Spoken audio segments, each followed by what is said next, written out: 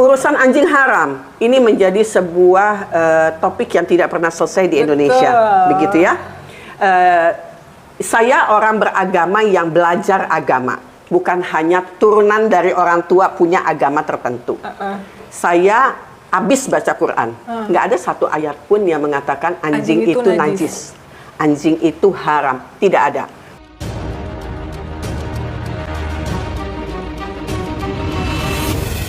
Mudah-mudahan syafaat yang selalu kita dambakan menambah mudahnya jalan kita menuju surganya Allah. Amin ya rabbal alamin. Mudah-mudahan kita berkumpul dengan Nabi. Di surga itu banyak tingkatannya.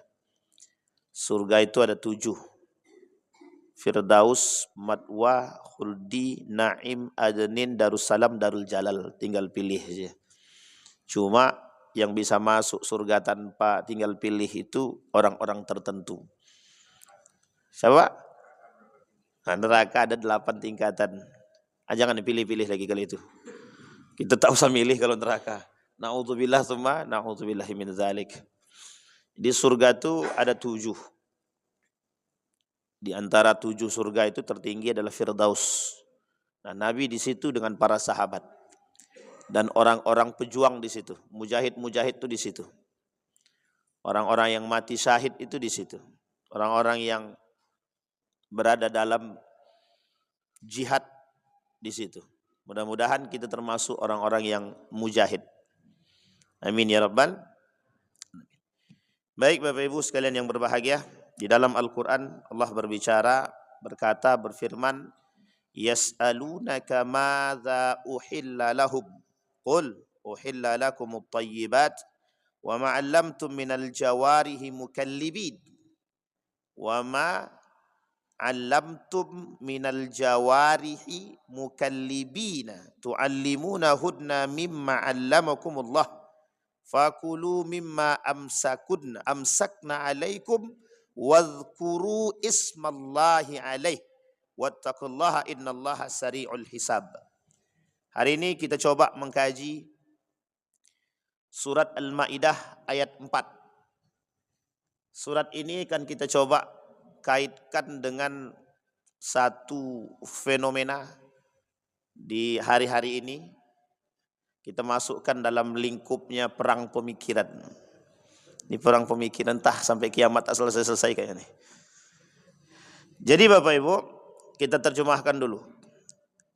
Dalam terjemahannya, mereka menanyakan kepadamu, apakah yang dihalalkan bagi mereka? Katakanlah, dihalalkan bagimu yang baik-baik dan buruan yang ditangkap oleh binatang buas yang telah kamu ajar dengan melatihnya untuk berburu. Kamu mengajarnya menurut apa yang telah diajarkan Allah kepadamu. Maka makanlah dari apa yang ditangkapnya untukmu dan sebutlah nama Allah atas binatang buas itu. Dan bertakwalah kepada Allah, sesungguhnya amat cepat hisabannya. Sesungguhnya hisabnya Allah itu amat cepat. Jadi Bapak Ibu, saya mencoba merespon satu video yang singkat. Tapi video ini unik. Dia harus ditinjau dari berbagai macam aspek. Tapi Bapak Ibu juga harus jujur. Kita harus jujur. Kita tak boleh pula berbohong kan. Atau kita berat sebelah itu tak baik juga. Kita harus jujur. Ada video yang hari ini sudah ditonton lebih dari 3 juta. Yang nonton itu lebih dari 3 juta. Ini video ini tentang seekor, gimana membahasakannya ya? Kalbun. Bapak Ibu tahu kalbun kan? Tak perlu saya terjemahan nih, soalnya agak-agak kurang etis kalau diterjemahan ini. Tahu Bapak Ibu kalbun ya? Dok lah gitu. Alah kali lawar pula. Dok. Ibu tahu dok nak? Kalbun. Bapak Ibu tahu kalbun ya? Yang bunyinya guk-guk lah begitu. Nah, jadi Bapak Ibu, dalam video singkat ini, perempuan itu, ini perempuan nih. Perempuan itu saya tak sebutkan fisik lah. Jadi perempuan ini berbicara Dia bilang bahwa dia sudah khatam baca Al-Quran. Sudah khatam nih baca Quran. Ini kaitannya dengan perang pemikiran karena ini dampaknya tersebarnya pemikiran yang saya kira sangat-sangat bias. Kata beliau, kata perempuan ini, saya sudah habis baca Quran, khatam kan gitu. Khatam baca Quran. Setelah saya baca khatam Quran, sudah selesai baca Al-Quran, tidak saya temukan di dalam Al-Quran satu ayat pun yang berbicara tentang haramnya anjing. Nah, ini saya sebut lagi langsung nama, langsung biar aja lah. Tidak disebutkan di dalam Al-Quran kenajisan seekor anjing. Sekarang saya tanya Bapak Ibu, betul apa salah kalimat ini? Pernyataan dia nih. Adakah ayat di dalam Al-Quran yang berbicara tentang haram atau najisnya anjing? Kalau kita bilang betul, berarti selama ini yang kita bilang anjing itu haram, najis, berarti kita termasuk orang yang berlebihan. Jadi kita perlu ada kejujuran ini. Nah, ini namanya ilmu itu harus jujur, karena kalau tak jujur bahaya. Karena perspektif masyarakat sekarang ini, asal nengok guguk itu, alah sensitif nih kan gitu. Nah, tapi apakah ini ada sebab? Itu mesti harus kita tinjau. Tidak bisa main sembarangan hakim-hakim saja atau memfatwakan sesuatu, tidak bisa. Atau kita menghakimi sesuatu itu dengan satu perspektif, tidak bisa. Itu yang pertama. Yang kedua, nanti baru kita tinjau dari perang pemikiran dan baru kita tinjau dari aspek fikihnya. Yang kedua, kata perempuan ini, kalau kita tinjau di negara Australia itu, di beberapa agama itu, khususnya di Katolik itu anjing itu dibaptis, gitu, dibersihkan dengan air suci. Kata beliau, harusnya kita di Indonesia ini bisa menghargai seekor anjing itu seperti itu. Gitu. Oke ya, ini yang kedua. Yang ketiga, kata beliau, anjing ini jangan dipotong-potong ya. Masuk dalam ceritanya Ashabul Kahfi. Gimana coba tuh anjing Ashabul Kahfi itu? Dia selalu menjaga bahkan kata dia. Dan itu termasuk anjing yang baik kan begitu. Nah, itu satu. Jadi ada 3. Sekarang dari 3 pernyataan ini kira-kira ada yang rusak tak? Gaya berpikirnya. Tidak ada ya? Sepakat tidak ada yang rusak? Kalau tak ada kita tutup kajian kita Pak, selesai. Ada yang rusak apa tidak Bapak Ibu? Baik. Jadi Bapak Ibu dalam video ini nanti baru kita tinjau fikihnya. Kita tinjau dalam perspektif pemikiran dulu. Dalam video ini perempuan ini satu, kita harus serius lihat gaya berbicara beliau. Perempuan ini dia mengatakan saya selesai baca Al-Quran. Selesai baca Al-Quran. Tidak saya temukan satu ayat pun berbicara keharaman dan najisnya anjing. Tapi dalam konteks itu dia berbicara, dia menggunakan pakaian yang tidak sopan. Oke, baik. Kita kaji satu. Yang pertama, kalau dia berbicara demikian betul, tak ada satupun ayat yang berbicara tentang keharaman dan kenajisan Al-Quran dalam Al-Quran. Karakter anjing dalam Al-Quran ada 2 setidaknya. Yang pertama merujuk kepada Ashabul Kahfi berarti penjaga. Tapi ada karakter yang kedua, itu karakter yang disebutkan dalam surat Al-A'raf. Dalam surat Al-A'raf ayat 176. Ini pernah kita sampaikan. Walau syi'na la rafa'na biha walakinnahu akhlada ilal ardi wa atba'a hawahu famathaluhu kamathalil kalbi in tahmil alaihi yalhas wa in tatrukhu alaihi yalhas. Karakter kedua itu karakter penjilat. Penjilat. Jadi penjilat ini agak buruk perangainya. Jadi karakter kedua, penjaga ya. Karakter pertama penjaga, karakter kedua itu Allah sebutkan sebagai karakter yang buruk. Coba bayangkan misalnya permisalan yang kedua ini, itu dimisalkan kepada orang-orang yang memperjualbelikan agama. فَمَثَلُهُ كَمَثَلِ الْكَلْبِ إِنْ تَحْمِلْ عَلَيْهِ يَلْهَثْ وَإِنْ تَتْرُكْهُ عَلَيْهِ يَلْهَثْ. Anjing itu akan terus menjulurkan lidahnya, dibagi makan apapun tak dibagi makan tetap akan menjulur lidah. Ini karakter penjilat. Baik, yang ketiga, anjing juga disebutkan sebagai karakter yang cerdas. Kita lihat dalam ayat yang tadi kita bacakan, surat Al-Maidah ayat 4. Mukallibin wa ma'allamtum minal jawarihi. Mukallibin, kalian mengajarkan seekor. Mukallibin itu diambil dari kalimatnya anjing, kalbun. Sekarang saya tanya, anjing yang dipelihara itu anjing mana? Binatang yang dipelihara itu yang biasanya digunakan untuk menjaga, untuk berburu, untuk menjaga ternak, itu mesti. Sehingga diambil oleh para sebagian kalangan mengkiaskan menjaga rumah sama kayak menjaga ternak. Jadi manusia itu ya binatang ternak juga gitu. Karena dijaga sama anjing gitu. Oke, sampai di sini bisa dipahami Bapak Ibu ya. Maka dalam hadis Nabi, dalam hadis baginda Nabi Muhammad SAW, kata Nabi, anjing itu, memelihara anjing itu tidak boleh kecuali dengan dua hal. Satu, untuk menjaga, yang maksudnya menjaga ternak dan lain sebagainya. Yang kedua, untuk berburu. Maka baru boleh. Jadi kalau yang ketiga, menjaga rumah, ini masalah nih. Masalah.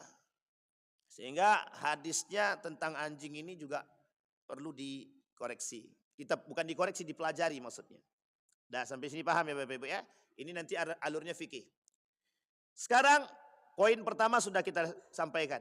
Tidak ada ayat yang berbicara tentang keharaman dan najisnya seekor anjing. Nah, sekarang kita masuk pada poin yang kedua. Pertanyaannya, perempuan ini mesti kalau dia mengaku Islam, tapi dia tak belajar hadis Nabi itu berarti. Kenapa kita kata tak belajar hadis Nabi? Dalam hadis ada tentang keharaman, bukan keharaman, kenajisan air liur daripada anjing. Sampai di sini. Air liur daripada anjing. Jadi kalau seandainya makan tempat makan kalian, kata Nabi, kena daripada air liurnya, inaknya kalian ini, kena liurnya, maka harus dibersihkan berapa kali? Ini dah familiar ini hadis ini. Berapa kali? 7 atau 8? Oke. Dengan apa membersihkannya Bapak Ibu? Tanah, saking najisnya, kan begitu pandangan kita. Berarti dengan tanah 7 kali gitu kan. Sampai harus bersih. Artinya dalam pandangan perempuan tadi mengkerdilkan hadis Nabi, menganggap seolah-olah Al-Quran berbicara pada tataran yang lain, hadis ini menjadi poin yang kesekian kali. Dalam paham aliran sesat, ini namanya menolak secara halus hadis baginda Nabi Muhammad SAW. Dan ini disebut dengan ingkar sunnah. Kelompok ingkar sunnah yang hari ini banyak beredar. Itu makanya kenapa Ade Armando bilang tidak ada dalil Al-Quran secara resmi tentang kewajiban sholat 5 waktu. Tapi Al-Quran bukan hadis. Sampai sini paham ya? Padahal sumber itu kalau dalam Islam itu setidaknya ada 2 yang paling kuat. Al-Quran dan hadis. Nah, masalahnya apakah hadis Nabi ini wahyu atau perkataan Nabi? Nah, ini yang dikatakan oleh Mun'im Siri. Pertanyaannya, persoalannya, apakah hadis Nabi ini perkataan Nabi atau wahyu dari Allah? Sekarang saya tanya Bapak Ibu. Ini kalau masih juga jawabannya agak menyeleweng, berarti tak ada tak berdampak perang pemikiran kita berarti selama ini. Kira-kira perkataan Nabi ini, itu perkataan Nabi atau wahyu? Nah, ada ayatnya, ini berarti berhasil berarti itu. Karena dalam Al-Quran ada wa ma yantiqu anil hawa in huwa illa wahyun yuha. Nabi tak akan ngomong kecuali wahyu. Artinya derajatnya hadis Nabi dengan Al-Quran itu hampir setara, cuma bedanya kalau Al-Quran ada ibadahnya. Kalau hadis Nabi dijalankan baru ibadah. Nah, itu perbedaannya. Maka ada disebut dengan hadis qudsi. Dalam tataran ini kita tak berbicara tentang persoalan hadis qudsinya. Tapi kita berbicara bagaimana manusia hari ini mencoba mereduksi, bukan mereduksi ya, atau diskriminasi terhadap hadis Nabi, tapi seolah-olah Al-Quran menjadi poin tunggal. Gitu. Jadi seolah-olah wahyu Allah itu adalah Al-Quran saja, hadis tak masuk. Jadi berbicara persoalan Al-Quran, inilah gaya yang disebut dengan mentafsirkan Al-Quran secara ada dua. Satu dengan nafsu, dua dengan kontekstualisasi. Kontekstualisasi ini ada dua. Diterjemahkan atau ditafsirkan dengan ilmu atau dengan hawa nafsu juga. Nah, ini yang terjadi sekarang.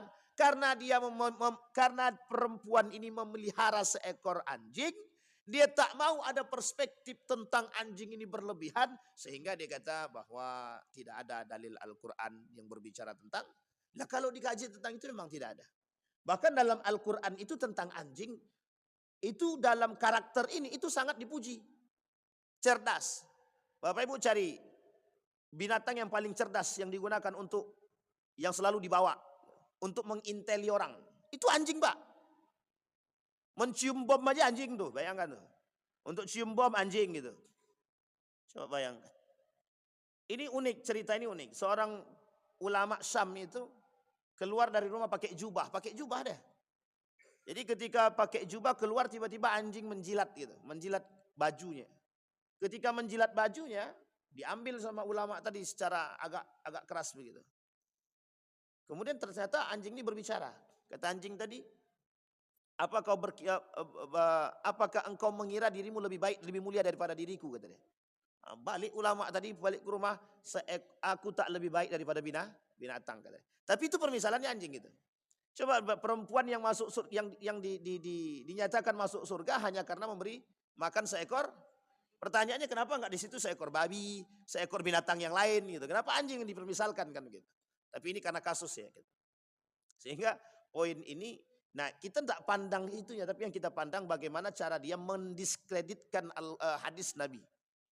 Dan ini Bapak Ibu itu yang sekarang terjadi. Gitu. Jadi seolah-olah kan Al-Quran tak ada berbicara. Kan Al-Quran tak ada berbicara. Kalau Al-Quran tidak berbicara, berarti semua yang tidak dibicarakan oleh Al-Quran halal. Berarti tandanya orang jual beli online pun halal, game online pun halal, judi online pun halal karena tak ada dalam Al-Quran. Kecuali dikiaskan kepada makna gitu. Kalau dikiaskan pada makna baru ada. Apakah disebutkan dalam Al-Quran itu maisir online gitu? Tidak ada. Kecuali kalau Allah bilang dalam Al-Quran maisir online berarti jual beli judi online haram. Berarti kalau cuma bilang maisir saja berarti judi saja yang haram. Judi secara nyata gitu. Kalau judi online berarti haram. Itu kalau kita memahami bahwa apa yang dipahamkan itu sebatas ini yang disebut dengan makna tekstuali. Jadi kalau kita memahami tekstualitas ini masalah juga. Nah tafsir yang dilakukan seperti ini itu biasanya digunakan oleh kaum-kaum orientalis. Dengan menyamakan Al-Quran dengan Injil. Karena dulu ada namanya metode tafsir Al-Quran namanya hermeneutik. Metode mentafsirkan Injil itu namanya hermeneutik. Nah oleh kaum orientalis, kenapa tidak Al-Quran ini diterjemahkan atau ditafsirkan melalui metode ini? Apa maksudnya metode hermeneutik ini? Kontekstualisasi. Bagaimana Al-Quran harus menyesuaikan zaman. Contohnya begini. Sekarang ini kan zamannya zaman narkoba gitu. Ngapa sih Al-Quran harus mengharamkan narkoba? Kan orang udah banyak narkoba. Mau tidak mau Al-Quran harus mengikuti itu bahasa kontekstualisasinya begitu. Jadi artinya mereka menginginkan bagaimana caranya Al-Quran bisa masuk dalam keadaan sekarang itu dan mengikuti. Pertanyaannya, kalau seandainya Al-Quran mengikuti zaman, Al-Quran mengikuti fenomena, maka bisa dipastikan kekacauan itu terjadi. Keseimbangan itu tidak akan ada. Hukum itu akan berat sebelah. Itu jelas. Gitu.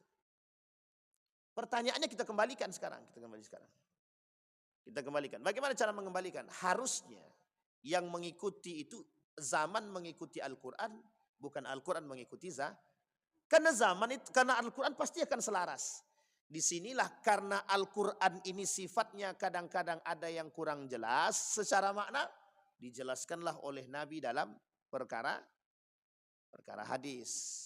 Contoh solat, kan tak ada Nabi sebut. Bagaimana, apakah ada Al-Quran berbicara tentang solatnya? Apa Al-Quran ada berbicara tentang ini? Allahu Akbar, angkatkan tanganmu begini. Tidak ada Pak. Sehingga penjelasan tentang sallu ra'aitumuni kama usalli itu hanya ada dalam hadis Nabi untuk menjelaskan bagaimana model rule salat.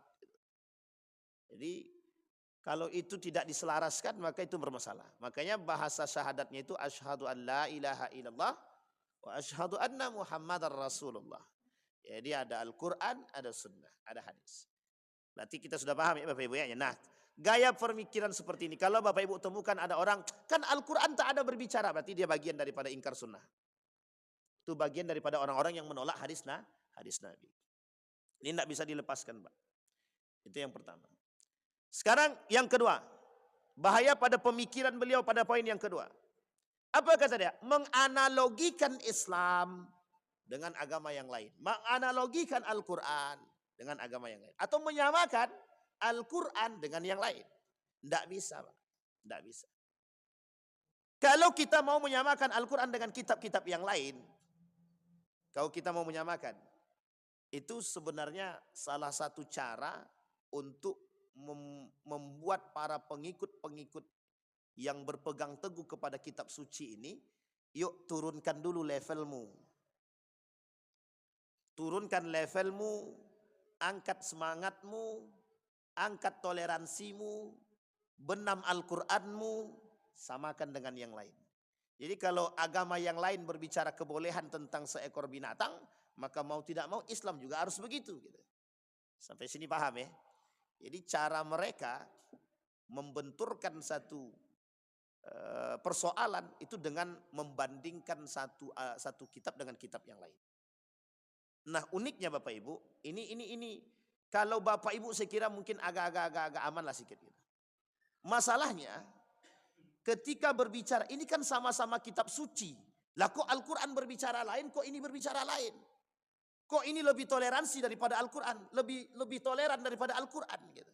Sehingga gaya berpikir anak muda yang terreduksi oleh liberalisme ini, dia akan ke Al-Quran atau ke sini.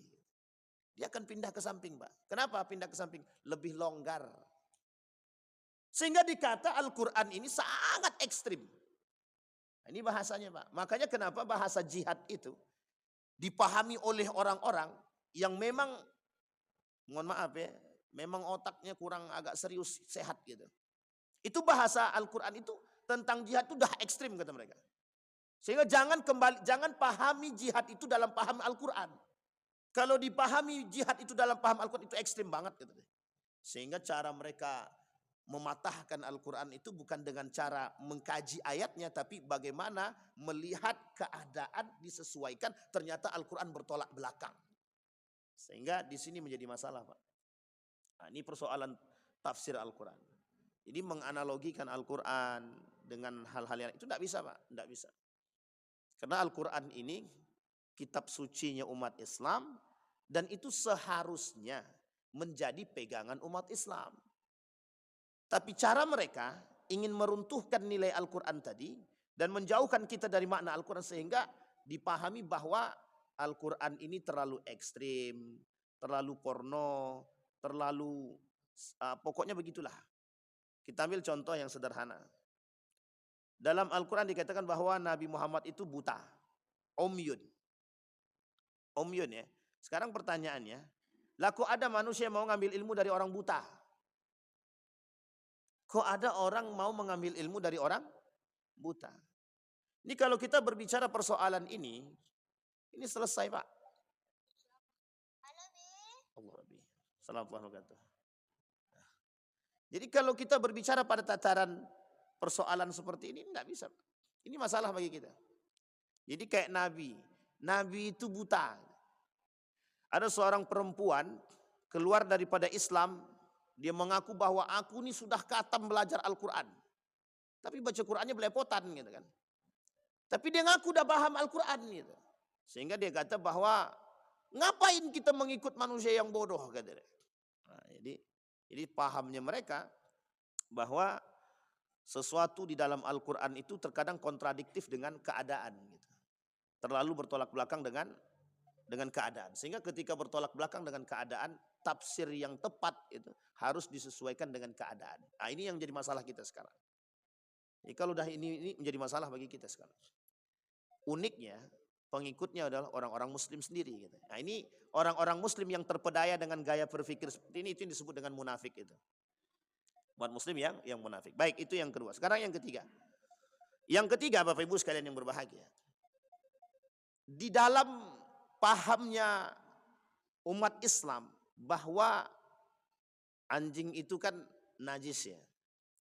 Najis dalam arti kata pada aspek air liurnya, meskipun sebagian ulama itu debatable, terjadi perdebatan.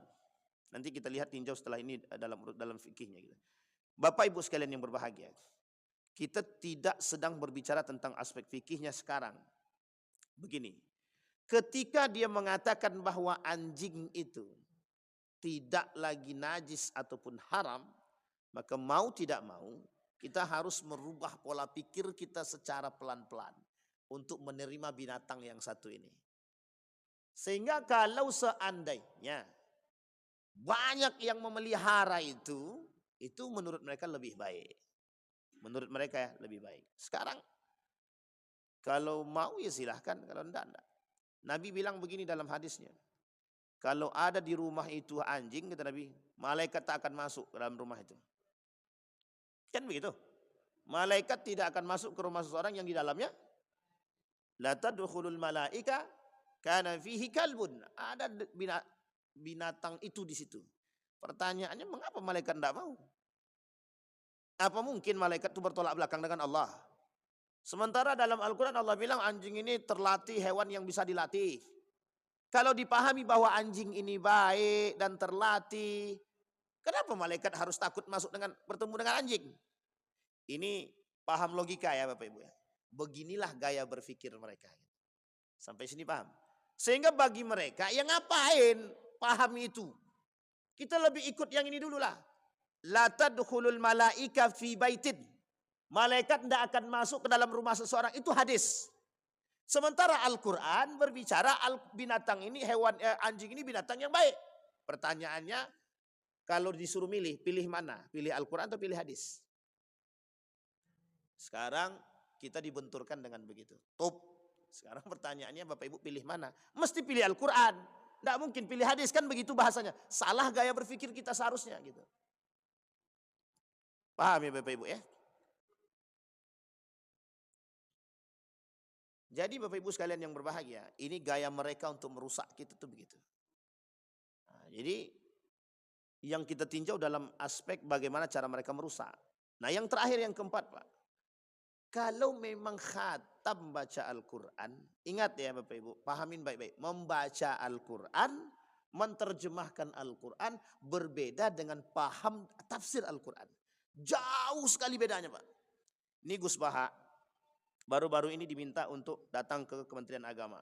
Disampaikan sama beliau, berapa banyak terjemahan ayat Al-Quran yang tak sesuai dengan yang sesungguhnya. Kata Gus Baha, sampaikan. Sebentar ya Bapak Ibu nih. Jadi kata Gus Baha, berapa banyak ayat-ayat Al-Quran itu yang terjemahannya tidak sesuai dengan makna yang sesungguhnya. Kata beliau, akhirnya beliau diminta sebagai pembimbing atau penasehat daripada sekarang kan Kemenak sedang melakukan penerjemahan Al-Quran ulang. Jadi sekarang diperbaiki betul terjemahannya itu yang sekarang yang baik. Nah, ini bagus nih Pak, karena mendatangkan pakar-pakar yang sesungguhnya gitu. Karena Gus Baha ini termasuk salah satu pakar Al-Quran terbaik diakui oleh dunia. Dan beliau itu di UII sudah menjadi pakar. Di bawah beliau itu, yang bersama dengan beliau itu Quraisy Shihab. Dan itu juga pakar-pakar semua Pak di situ. Artinya diakui, meskipun lulusan pesantren ya, tapi diakui. Nah yang kita maksud adalah, perbedaan antara menerjemahkan Al-Quran dengan mentafsirkan Al-Quran itu jauh banget Pak. Jauh banget. Mentafsirkan Al-Quran perlu ilmu. Harus ada bahasa Arabnya. Harus paham Al-Quran. Kalau bisa hafal Al-Quran deh. Harus paham hadisnya Pak. Harus paham ilmunya Pak. Ada balaghahnya. Ini penting bahasanya di situ. Dalam Al-Quran itu Pak, ada kalimat-kalimat yang Bapak Ibu tidak bisa pahami. Kita ambil contoh alif lam mim. Sepakat semua ulama cuma memahami satu makna. Apa itu? Wallahu a'lam bissawab. Dah selesai itu Pak. Itu sebenarnya cari aman. Daripada manusia ini nggak ngelantur berfikirnya, dibuatlah alif lam mim itu wallahu a'lam bissawab. Itu kalau dikaji lebih detail bahaya Pak. Sampai sini Pak. Sehingga butuh ilmu-ilmu yang serius. Sampai ada namanya kaidah tafsir. Nah, menterjemahkan itu cuma terjemahkan Pak. Kalau cuma sekedar menterjemahkan kalimatnya, anjing itu lebih baik daripada binatang yang lain, selesai Pak. Itu kalimatnya gitu. Wa ma'allamtu minal jawarhi mukallibin. Tidak ada binatang yang paling baik selain daripada anjing yang terlatih. Yang mudah dilatih itu binatang yang paling mudah dilatih untuk menjaga, untuk berburu itu cuma satu Pak, binatang anjing. Selain daripada itu tak ada. Tapi kan kalau kita paham tekstualnya begitu. Pertanyaannya apakah ada ayat yang lain yang berbicara tentang anjing? Baik dari sisi kebaikan dan keburukan. Gitu. Singkat itu yang kita maksud. Maksud saya adalah bagaimana cara mereka mengangkat maksud daripada terjemah tapi mengenyampingkan tafsir. Gitu. Sampai sini paham ya? Ini gaya. Maka Bapak Ibu, yang saya ingin katakan kepada kita semua, hati-hati dengan model seperti ini. Tidak ada di dalam Al-Quran itu keharaman narkoba. Ada keharaman narkoba? Innallaha harrama narkuba. Tidak ada. Tanya sama Bang Endar. Tidak ada. Dalam Al-Quran itu tidak ada. Persoalannya kan kalau seandainya kita mencari bahasa narkobanya dalam Al-Quran, ya nggak akan ketemu Pak. Ada bahasa ganja di situ? Tak ada Pak. Kan yang diambil apa? Masalahnya Pak, apa masalahnya? Memabukkan. Hilang akal Pak. Hilang akal. Itu yang kemudian menjadi ilat gitu. Sehingga hadis Nabi datang untuk mensyarah itu. Hadis Nabi datang untuk menjelaskan itu. Nah, ini sampai di sini bisa dipahami Bapak Ibu. Nah, sekarang kita bahas aspek fikihnya Bapak Ibu. Nah, ini sekarang kalau sekarang kita berbicara jujur. Tadi masalah pemikiran, sekarang kita masukkan aspeknya sedikit tentang fikih ini. Meskipun tidak terlalu nanti detail, tapi nanti Ibu cari lebih banyak lagi. Yang pertama Bapak Ibu sekalian yang berbahagia. Ini kita harus jujur sekarang. Persoalan anjing itu haram atau najis. Haram atau najis. Jadi gini, persoalan haram dan najisnya anjing ini di dalam Islam itu debatable. Yang kita sepakati satu, yang kita sepakati haramnya daging anjing. Nah, untuk diapakan dulu? Untuk dimakan. Itu disepakati oleh ulama keharamannya. Kenapa? Termasuk dari kata kategori binatang buas. Binatang buas, apapun itu binatang buas haram. Nah Bapak Ibu ya, apapun itu binatang buas haram. Binatang ini dalam kehalalannya itu ada dua. Satu disembelih, yang kedua diburu. Kalau hewan buruan, misal Bapak Ibu lepaskan anjing untuk memburu seekor rusa, lepaskan anjing tadi bismillah. Itu hewan buruannya bisa jadi halal kan begitu. Karena diburu. Sampai sini paham ya Bapak Ibu ya? Jadi kalau sedang memanah, Pak Ustadz, kami panah, tapi yang kami panah itu rusa orang, itu haram. Karena yang dipanah rusanya orang gitu. Jadi bukan semua yang halal itu tidak ada batasannya, ada juga gitu. Jadi kalau ternaknya orang yang kita tembak meskipun dengan panah buruan, kita anggap itu buruan, ya tetap haram Pak. Karena yang kita tembak adalah punya orang. Kecuali yang itu bebas, yang tidak masuk dalam ternak gitu. Nah, kembali kepada poin tadi, dua. Dia satu disembelih, yang kedua dengan buruan. Makanya kalimat itu kata Allah dalam Al-Quran, wazkurismallah, sebutlah nama Allah. Gitu. Dalam segala hal tadi. Termasuk salah satunya sembelihan, begitu juga termasuk dalam urusan berburu tadi. Sekarang kita lihat, kesepakatan kita hanya pada anjing ini dimakan oleh manusia itu haram.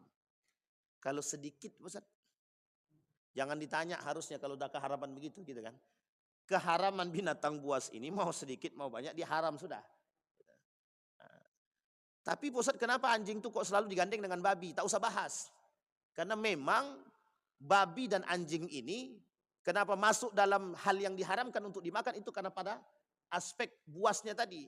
Sisanya berbeda karakter anjing dengan babi. Dah, sampai sini paham ya? Nah, baik. Baik Bu, sekarang kita masuk poin yang kedua. Apa hukumnya memelihara anjing? Nah, kita masuk, sebelum memelihara anjing, kita harus paham dulu kenajisan anjing ini. Sekarang dalam hadis Nabi disampaikan, kata Nabi dalam hadis dia. Ini harus jujur kita nih.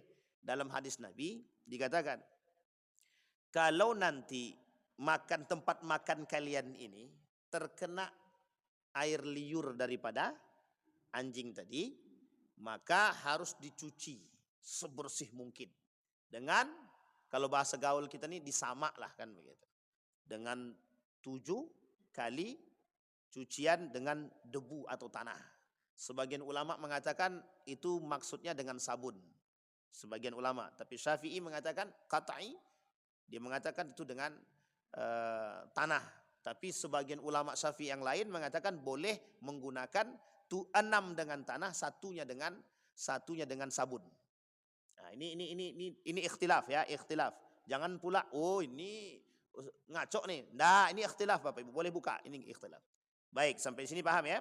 Sekarang kita lihat. Siapa ulama yang mengatakan anjing ini najis? Mazhab Syafi'i mengatakan anjing ini najis mulai dari bulunya, mulai dari semua yang ada masuk dalam anjing ini najis. Sampai sini paham? Jadi kira-kira yang tersebar di muka bumi Indonesia ini mazhab siapa? Syafi'i. Haram, kata Syafi'i semua. Mulai dari bulu, mulai dari kulit, mulai dari daging, semua anggota tubuh daripada anjing ini najis. Itu yang pertama. Mazhab Imam Syafi'i. Disepakati oleh sebagian besar mazhab Imam Ahmad ibn Hanbal. Oke. Yang kedua, ada mazhab Imam Abu Hanifah. Kita mazhab Imam Abu Hanifah itu justru yang haram itu hanya najis itu liurnya saja. Tapi anggota tubuh yang lain tak. Jadi kalau kita mengelus-ngelus dia tak ada masalah. Tapi uniknya lagi kata Imam Malik, ya liurnya itu maksud daripada keharaman dalam itu tuh hanya untuk ta'abbudi saja. Nah, ini poin pentingnya Pak. Dalam hadis Nabi ada kalimat, itu harus disamak, harus dibersihkan. Artinya yang dimaksud oleh Imam Malik tersebut, liurnya itu tidak najis. Hanya saja ketika ada perintah untuk membersihkan sama itu belum tentu berarti najisnya itu besar. Artinya kita hanya mengikuti apa yang dibuat oleh Nabi. Dalam bahasa lain disebut dengan ta'abbudi. Ta'abbud itu mengikuti apa yang dilakukan oleh Nabi. Kata Imam Malik itu tidak masuk dalam situ. Sehingga Bapak Ibu, kalau dua paham tadi, baik mazhab Imam Abu Hanifah dan Imam Malik tadi dipahami, maka akan banyak manusia yang akan memelihara anjing. Paham sampai sini? Nah, tapi ini kita harus jujur ya, karena ini ilmunya di situ gitu. Tapi kata mazhab Imam Syafi'i tidak begitu. Kata Imam Syafi'i semua haram. Kenapa demikian? Karena pemahaman Imam Syafi'i merujuk kepada hadis Nabi dan merujuk kepada hadis-hadis yang lain. Satu, air liurnya. Yang kedua, yang paling kuat lagi, malaikat tidak mau masuk ke rumah seseorang kalau ada di situ anjingnya. Artinya mengapa? Ini dipertanyakan. Sehingga kata mazhab Imam orang-orang Syafi'i ya, kalangan ulama-ulama kalangan mazhab Syafi'i, kenajisan daripada babi itu mulai dari liur sampai semuanya. Maka orang yang memelihara anjing itu, kalau dalam mazhab Syafi'i itu, kalau tidak ada kepentingan yang betul-betul mendesak, haram dia untuk memelihara. Kita ambil contoh. Dia punya ternak, maka dia ambil anjing ini untuk menjaga ternak dia. Nah, itu baru boleh, karena ada sebab. Karena sebabnya ternak dia sering hilang. Maka digunakanlah seekor anjing untuk menjaga. Nah, ini boleh memelihara anjing ini. Nabi kata dalam hadisnya, kata Nabi boleh memelihara anjing 2 saja. Untuk ternak dan berburu. Ternak kebun boleh sama. Diidentikan kebun itu dengan ternak tadi. Kok ternak kebun? Memelihara anjing untuk kebun itu maksudnya kan. Nah, itu boleh. Tak ada masalah. Masalahnya sekarang bagaimana untuk jaga rumah. Rumah kami sering kemalingan Pak Ustaz. Boleh enggak kami jaga punya anjing untuk bisa jaga rumah kami? Sebagian ulama mengkiaskan ternak tadi, menjaga ternak, menjaga kebun tadi, itu dikiaskan pada kalimat menjaga. Maka boleh menjaga rumah kalau sering kemalingan. Tapi dalam mazhab yang lebih ekstrim, mazhab Imam Syafi'i yang mayoriti ekstrim, tidak boleh memelihara anjing untuk menjaga rumah. Tak boleh. Kenapa tak boleh? Karena tidak ada daruratnya di situ. Tidak setiap hari orang tuh maling rumah kata dia. Atau lebih tepatnya jangan binatang itu yang dicari, cari satpam aja lah kan. Ini persoalan. Karena ini ikhtilaf, Sampai di sini bisa dipahami Bapak Ibu ya. Jadi ini konteksnya. Itu yang pertama. Jadi memelihara anjing. Nah, persoalannya adalah di mana persoalannya? Persoalannya di situ. Memelihara anjing tadi. Karena kata Nabi dalam teksnya itu bahwa yang boleh kita mencari anjing, memelihara anjing itu hanya untuk ternak, kemudian untuk berburu. Kalau untuk berburu itu memang sudah disyaratkan Pak. Untuk intel-intel itu Pak. Untuk intel-intel itu pakai anjing Pak. Sampai Gus Bahak bilang begini, cari binatang yang paling pintar katanya, yang mudah dilatih, cuman seekor anjing katanya. Sehingga sekarang ini kan anjing itu jadi memang untuk itu gitu. Untuk mencari narkoba di mana disembunyikan pakai instingnya anjing. Cuma kalau hilang emas saya enggak tahu pakai apa. Nah, ini poin penting ya. Jadi jangan sampai salah paham kita. Baik. Itu yang persoalan kenajisan anjing. Sudah dipahami kesepakatan ikhtilafnya ya. Bapak Ibu, kalau saya pribadi ditanya, Ustadz ikut mana? Saya ikut mazhab Syafi'i. Kenapa saya ikut mazhab Syafi'i?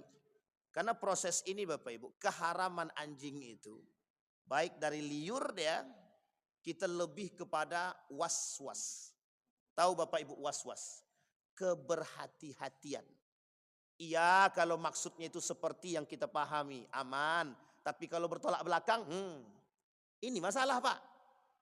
Nah, maka setiap ulama itu mesti ada punya sikap.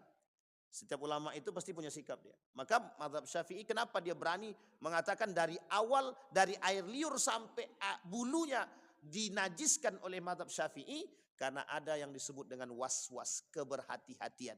Itulah yang hari ini dipakai oleh mazhab Indonesia seharusnya. Sampai sini paham ya Bapak Ibu ya.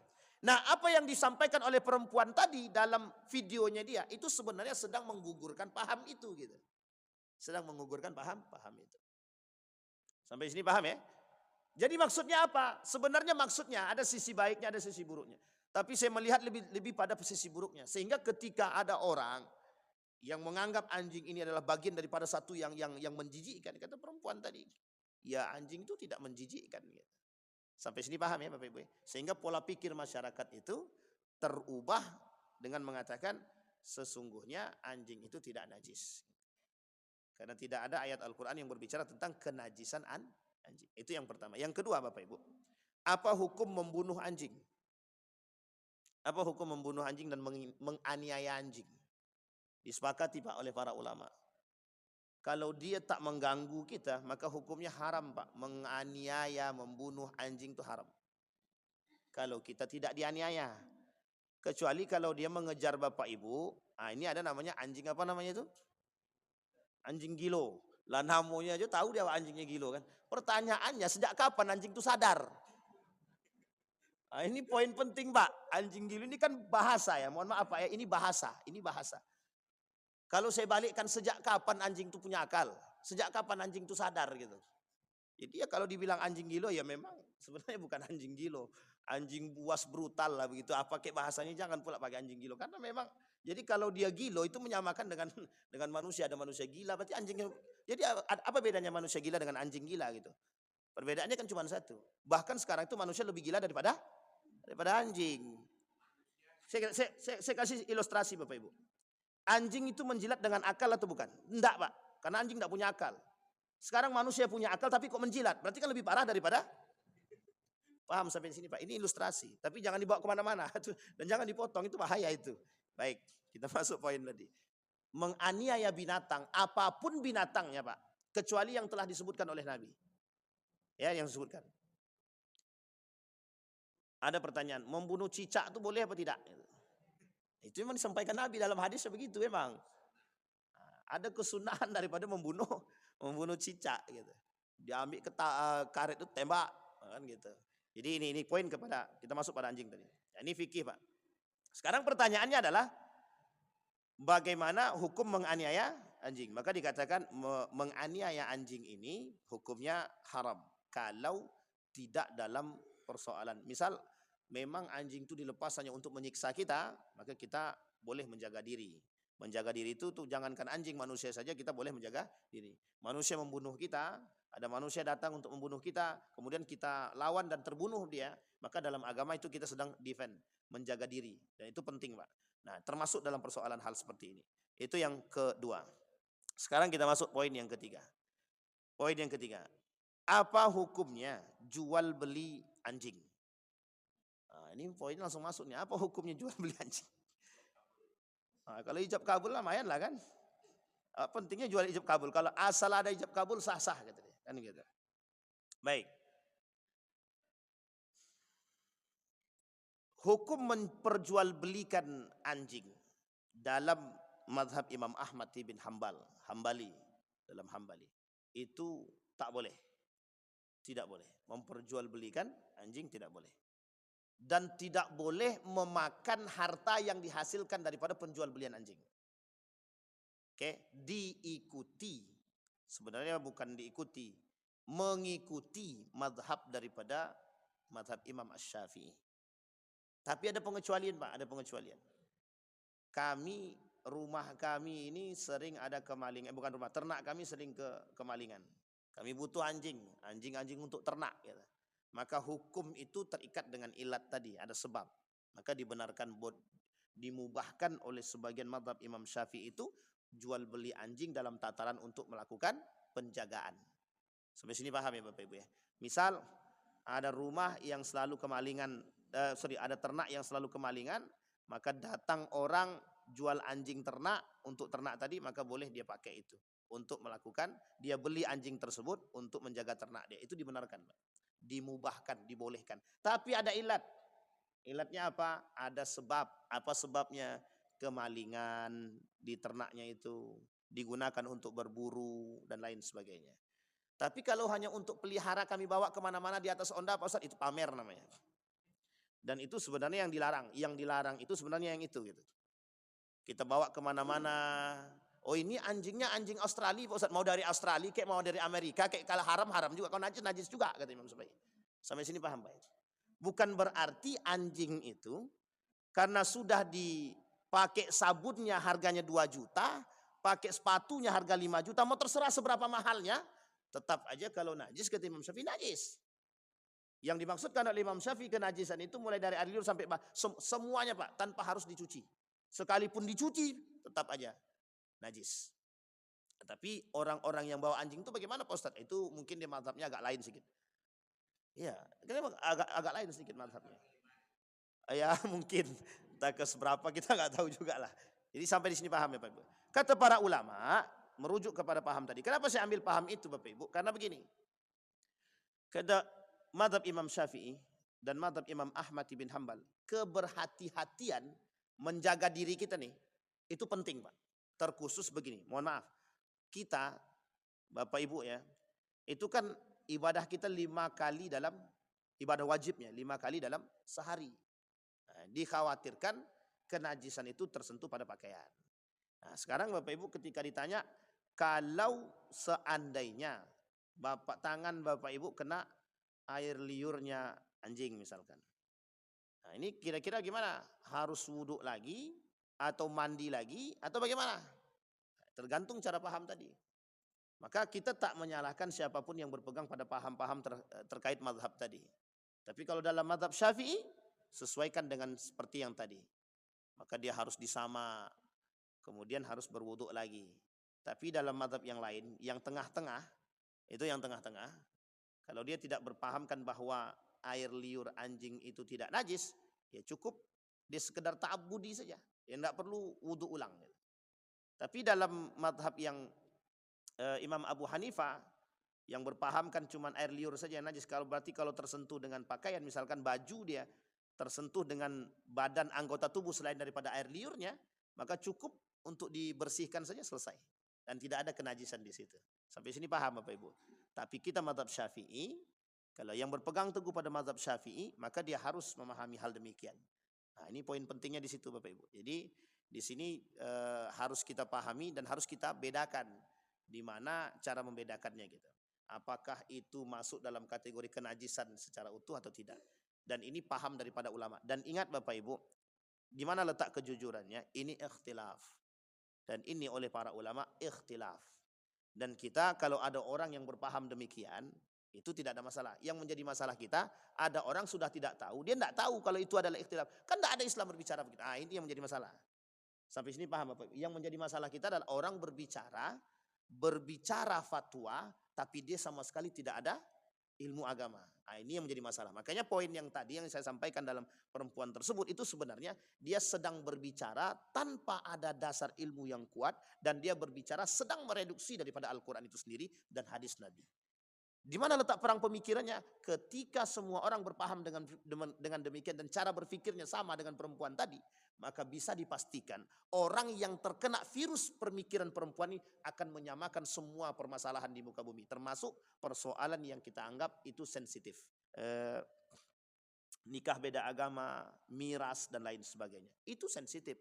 Nah, kalau ini dimasukkan dalam gaya berpikir tadi, selesai Pak. Jadi gaya berpikir yang liberal itu secara perlahan masuk dalam rumah kita. Inilah yang disebutkan oleh Nabi dalam hadisnya. Kelak nanti di akhir zaman itu gaya berpikir seperti ini masuk dalam rumah gitu. Nah, yang dimaksud dengan masuk dalam rumah itu sebenarnya hadisnya begini, di dalam masuknya fitnah ke dalam rumah orang Arab. Wal fitnatu tadkhulu baital arabi al-a'jabi. Apa maksudnya? Ya fitnah-fitnah seperti ini masuk dalam gaya berpikirnya orang-orang Arab. Itu sebenarnya kiasan, bukan hanya orang Arab, semua manusia. Semua manusia. Sekarang apa yang tak masuk dalam rumah kita? Semua masuk. Fitnah apa yang tak masuk? Semua masuk. Fitnah kerusakan masuk semua dalam rumah kita sendiri. Bahkan kadang-kadang kita berpikir bahwa nilai agama itu tak lebih tinggi daripada Al-Quran, tidak lebih tinggi daripada hukum-hukum yang lain. Bahkan kita berpikir bahwa Al-Quran ini tidak lebih baik daripada yang lain. Pertanyaannya sederhana, kalau memang Al-Quran lebih baik daripada yang lain, kenapa kita tak pernah sering menggunakan Al-Quran dalam rumah kita? Kan itu bahasanya. Sehingga mohon maaf, dalam dunia pendidikan kita tengok, di mana arah dunia pendidikan itu? Ke arahnya kemana? Liberalkah atau apakah? Kita dapatkan itu, bisa Bapak Ibu tengok, sebagian mayoritas itu tidak kembali kepada Al-Quran. Kenapa tidak kembali kepada Al-Quran? Nah, di sini poinnya Pak. Kalau dalam dunia pemikiran, perang pemikirannya, ya Al-Quran itu kan datang dari timur. Sementara kan kami keluar dari barat. Nah, kami butuh gaya berpikir orang barat ketimbang Al-Quran. Al-Quran itu kan orang-orang jadul aja yang kembali ke situ. Nah, inilah bahasanya seperti itu. Ada pertanyaan Bapak Ibu? Tidak ada, alhamdulillah.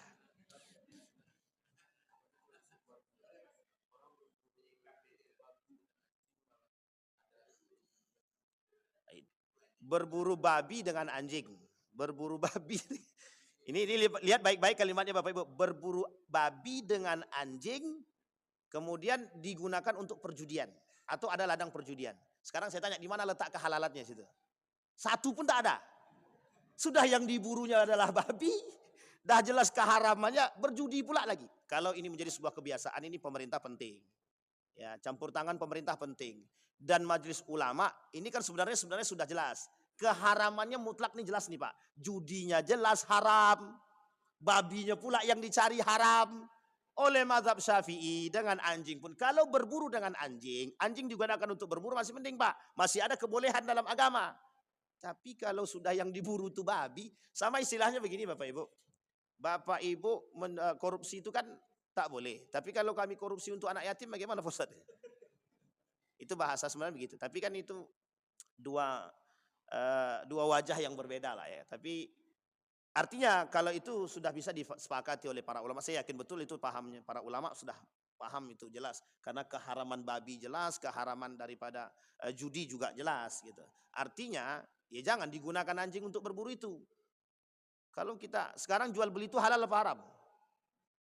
Jual beli halal apa haram? Wa ahallallahu al-bai' wa harrama riba.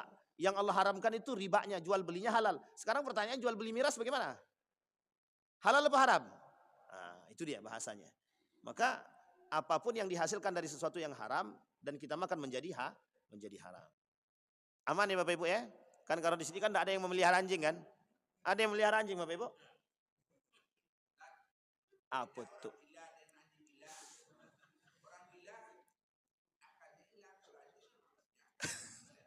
Berarti lebih parah ya? Tadi kan sudah kita sampaikan tuh.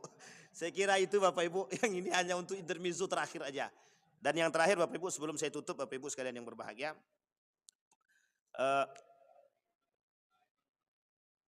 Tadi mau tutup tadi dah. Salam. Hah? Kitab ada 4. Injil, Al-Quran, Zabur, Taurat.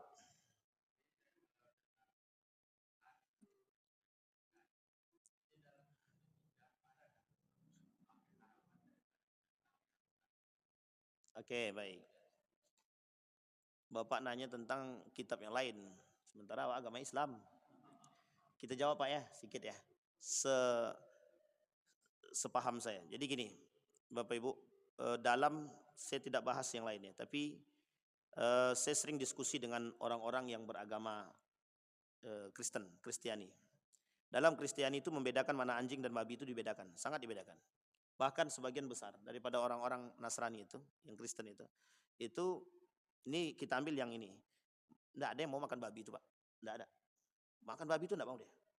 Tapi kemarin saya tanya salah satu mahasiswa itu, kamu makan babi enggak? Kebetulan mahasiswa saya ada yang Kristen itu, yang non-muslim ya, atau Kristen lah. Makan babi enggak? Makan Pak. Enak enggak? Ya enak lah Pak, kata dia. Tapi kita harus bedakan dulu, karena memang Kristennya ada 2 macam kan.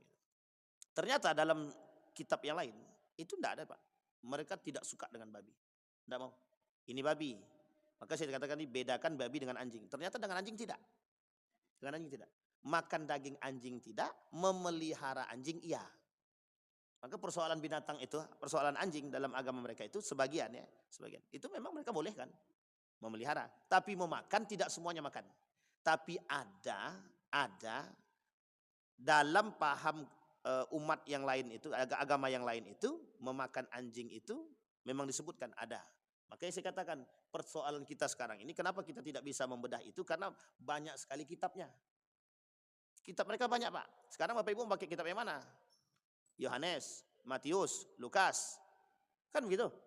Apalagi Yohanes, Matius, Lukas, Martinus. Hah? Paulus. Bukan Paulus itu Paulus itu orangnya. Yohanes, Matius, Lukas. Saya lupa satu lagi. Dia ada 4. Barnabas itu tak perlulah kita ini akan angkat lebih kan itu. Tapi Bapak Ibu, kalau kita, itu agama sekarang, ya kitab yang sekarang. Kalau kita kembalikan Injil yang dulu, Taurat yang dulu, Zabur yang dulu, itu semuanya sejalan dengan apa yang disampaikan oleh Al-Quran. Sejalan. Sampai sini paham Bapak Ibu ya? Karena mereka kitab-kitab yang lain itu, Al-Quran datang sebagai penjempurna kitab-kitab tersebut. Nah, inilah yang saya maksud. Beberapa waktu yang lalu kita bahas ada namanya Abrahamic religion tadi. Agama-agama Abraham itu sebenarnya untuk menyatukan kitab-kitab itu. Tujuannya menyatukan kitab itu. Jadi kitab Zabur, Injil, Taurat itu sama Al-Quran disatukan. Gitu. Masalahnya Pak, Al-Quran itu terjaga dari dulu sampai sekarang. Yang 3 lagi itu udah habis. Maka nggak bisa disatukan.